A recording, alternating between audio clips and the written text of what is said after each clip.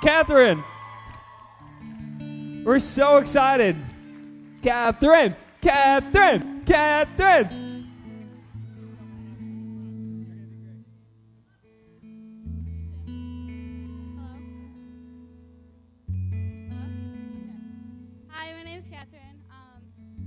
So my story is kind of long. I grew up in a Catholic church my whole entire life.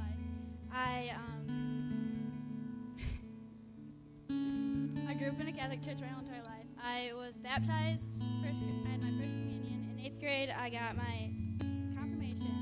I served at the church for 2 years after that as a catechism teacher for 7th grade, and I really liked it.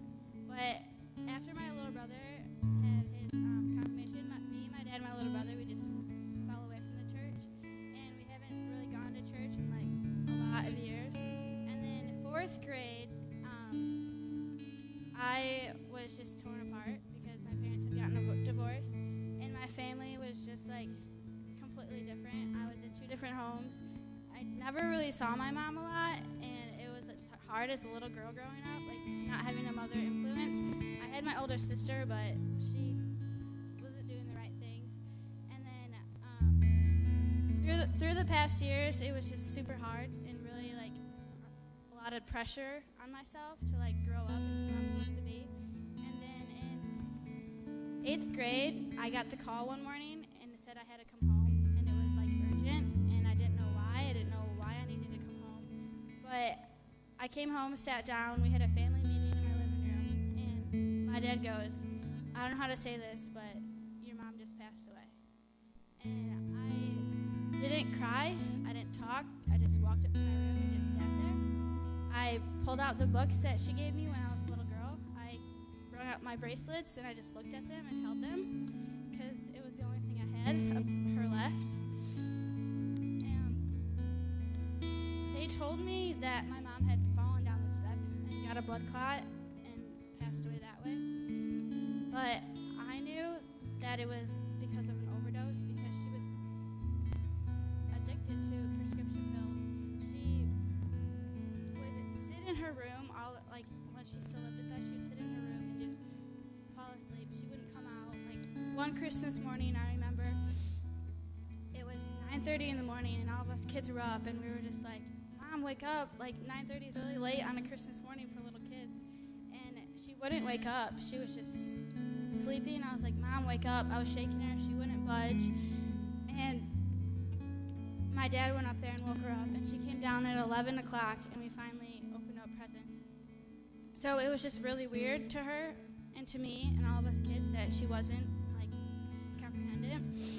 And then going through like high school was really hard, because school dances, you have your mothers there take pictures of you, but all my other friends, they had their moms, and I had no one. Like I have hardly any pictures of like dances and stuff. Like I didn't have that mother influence. I mean, yeah, I had my friends' parents and moms, but it was nothing like your own mom to go home to talk to just love you and hold you. And I didn't have that, and I missed it. I didn't know where to go to, so I turned to alcohol, and that really took a toll on me in high school, because I would go out every week, get drunk, do the things that high schoolers do. And then senior year, one of my really good friends, actually Sarah, invited me to Momentum, and I came for about a year. I didn't really do anything. I was like, this place isn't really for me, like it's just church, whatever. And then I came one Tuesday, and it really spoke to me, and I gave myself to the Lord, and I felt this presence over me, and it was just no other presence that I've never felt before. It was like filled my heart full of love, and it was just really, really touching me. And then this past August came around, and I got asked, I was like, should you do the IMA? I'm like, no, why would I spend every day in the church? Like, that's not anything for me. And I just was really pushing away God. But then eventually I was like, what do I have to lose? I mean, my father, he was just, he's still Catholic. My whole family's still Catholic. And it's just like, they always tease me about it, but I know I'm doing the right thing for the Lord. And Lord, and I'm here every single day in the house of God, and I just love it. I'm such positive. I go home every day smiling, and it's just changed me a whole lot. Like, from smiling to the lowest of the low and going up to the highest of the high every single day. It's just amazing. And I was shattered, and now I'm renewed.